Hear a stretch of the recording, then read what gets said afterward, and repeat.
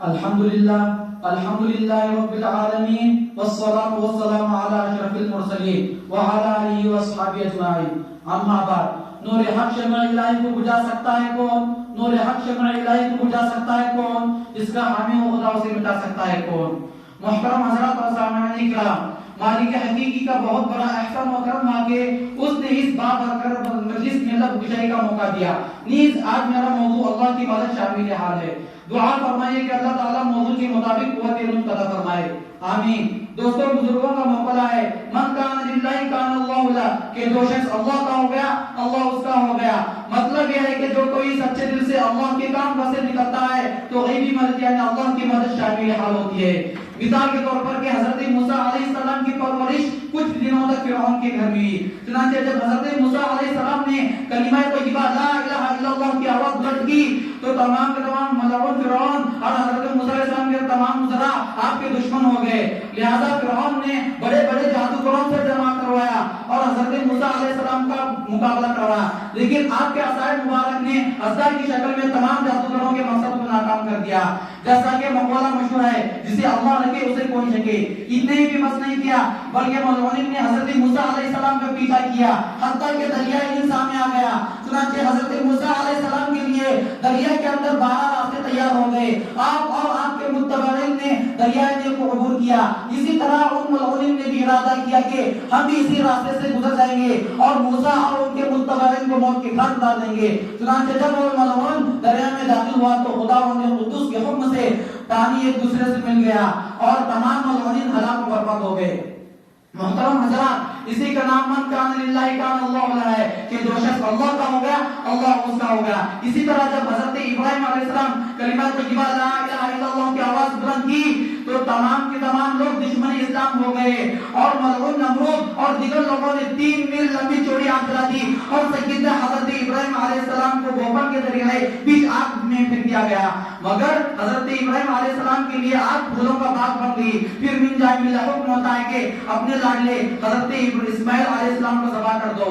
حضرت ابراہیم علیہ السلام نے فرمایا کہ اے میرے لفظ جگر نور نظر، مجھے حکم ہوا ہے کہ میں اللہ کے راستے میں ذبح کر دوں، تو بولو لاڈلے تمہاری کیا رائے ہے؟ تو حضرت اسماعیل علیہ السلام نے فرمایا کہ جیسا کہ قرآن شاہد ہے یا ابتی فعل ما تؤمر ستجدنی ان شاء اللہ من الصابرین. اے والد بزرگوار، جو آپ کو حکم ملا اسے پورا کرے، انشاءاللہ صبر کرنے والوں میں سے پائیں گے. لفظ جگر نے اور آگے فرمایا کہ اے والد بزرگوار، ذبح کرتے وقت اپنے آنکھوں پر پٹی پھا لینا تاکہ میری محبت آپ کو شیاطین کے وسوسے سے نہ ڈالے.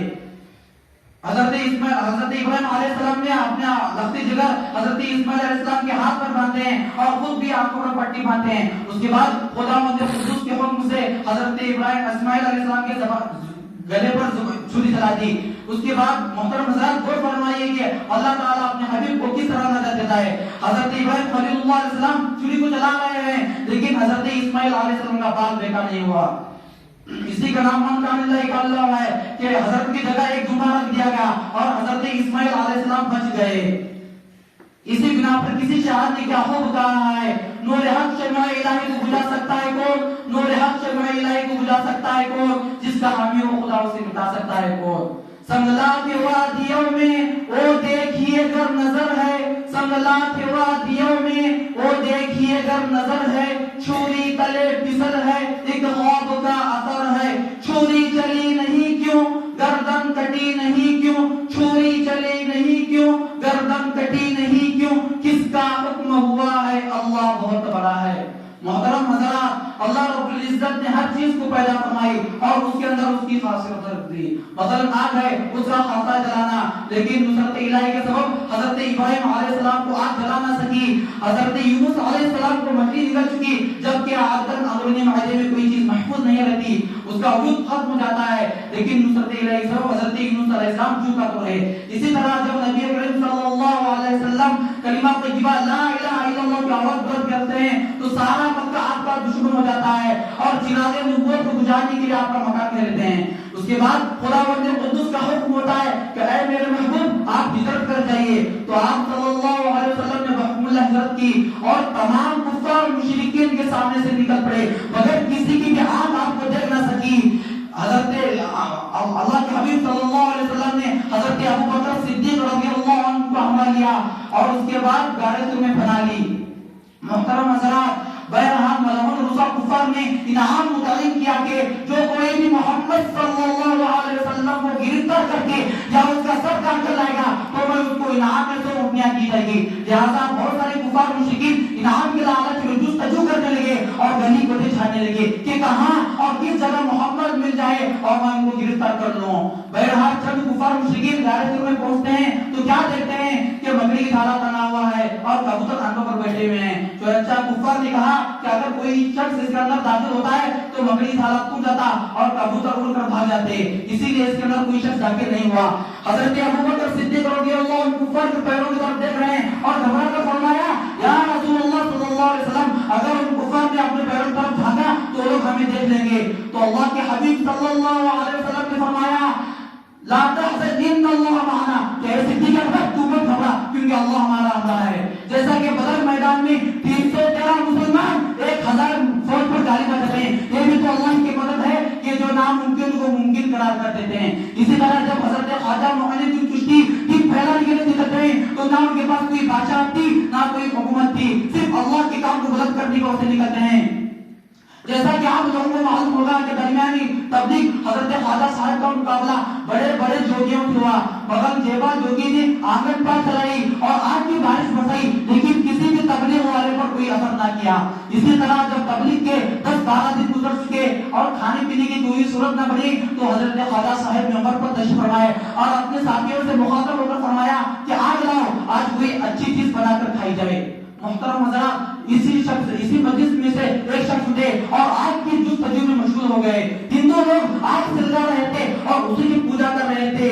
بیچارہ خادم نہایت نرمی کے ساتھ سوال کیا کہ ارے بھائی ذرا سی مجھے آگ دے دو۔ انہوں نے کہا کہ ارے جناب، ہم اسی آگ کی پوجا کرتے ہیں، بھلا بتلاؤ ہم اس پاک اور پوتر آگ کو تمہیں کیسے دیں۔ بیچارہ خادم مایوس ہو کر حضرت خواجہ صاحب کے پاس تشریف لایا اور سارا واقعہ بیان فرمایا کہ وہ لوگ آگ دینے سے انکار کر رہے ہیں۔ تو حضرت خواجہ صاحب مسکراتے ہوئے ان پجاریوں کے پاس تشریف لاتے ہیں اور فرماتے ہیں کہ ارے بھائی ذرا سے مجھے آگ دے دو۔ انہوں نے جواب دیا ارے جناب، ہم اسی آگ کی پوجا کرتے ہیں، بھلا بتلاؤ ہم یہ آگ تمہیں کیسے دیں۔ محترم حضرات، حضرت خواجہ صاحب مسکراتے ہوئے فرمایا اگر تم اسی آگ کی پوجا کرتے ہو تو تم اس آگ کے اندر داخل ہو کر دکھاؤ، کیا یہ آگ تمہیں جلاتی ہے یا نہیں۔ کفار نے جواب دیا ہم کو تو جلا دے گی۔ حضرت خواجہ صاحب نے کہا اگر تمہیں آگ جلا دے گی تو اسی بھگوان اور پوجا کرنے سے کیا فائدہ۔ تو ان کفار نے جواب دیا کہ اگر تم سچے ہو تو تم اس آگ میں داخل ہو کر دکھلاؤ، کیا یہ آگ تمہیں جلاتی ہے یا نہیں۔ حضرت خواجہ صاحب نے اللہ سے دعا کی اے اللہ، تیرا بندہ مجھ سے ایسا سوال کرتا ہے کہ آپ کو گلے گلزار بنانا تیرا کام ہے۔ اس کے بعد حضرت خواجہ صاحب 2 بچوں کو بغل میں دبائے ہوئے سیدھے آگ میں داخل ہوتے ہیں۔ آگ جل رہی ہے، خواجہ صاحب کو کوئی پتہ نہیں چلا۔ حضرت خواجہ صاحب پتہ نہیں چلا تو کفار مشرکین نے کہا کہ خیر خواجہ صاحب جل گئے تو کوئی بات نہیں، مگر بڑے افسوس کی بات یہ ہے کہ اس کے ساتھ ہمارے 2 بچے بھی جل گئے۔ اتنے میں پورے محلے کے لوگ جمع ہو گئے تو حضرت خواجہ صاحب معین الدین چشتی رحمۃ اللہ علیہ صحیح سلامت دونوں بچوں کو بغل میں دبائے ہوئے آگ سے باہر تشریف لاتے ہیں۔ تو اسی وقت تقریباً 70,000 کفار مشرکین نے بلند آواز کے ساتھ کلمہ طیبہ لا الہ الا اللہ پڑھ لیا اور بصدق دل مسلمان ہو گئے۔ اسی کا نام من کان للہ کان اللہ ہے کہ جو شخص اللہ کا ہو گیا اللہ اس کا ہو گیا۔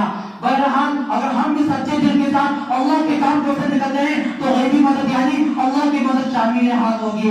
دعا فرمائے کہ ہم سب کو اللہ تعالیٰ ایسے بڑی توفیق عطا فرمائے کہ اللہ تعالیٰ کی مدد ہمیشہ ہمارے ساتھ شامل حال ہو۔